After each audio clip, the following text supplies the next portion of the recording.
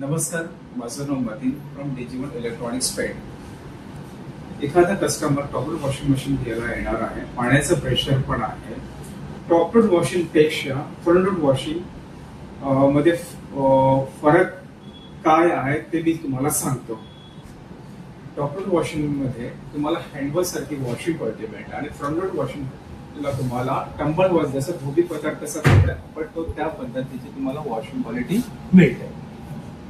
Top load washing machine ही तुमची 60 ते 70% पाणी घेते आणि फ्रंट लोड वॉशिंग मशीन ही 50% पाणी घेते. त्याच्यामुळे तुमच्या पाण्याचं बचत होते.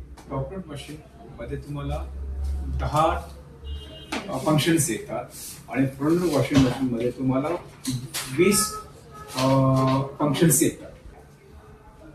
टॉप लोड वॉशिंग मशीन मध्ये आरपीएम मिळते 700 ते 800 आणि फ्रंट लोड वॉशिंग मशीन मध्ये मिळते आरपीएम 1200 ते 1400 आरपीएम मिळते आणि त्याच्यामुळे वॉशिंग क्वालिटी चांगली.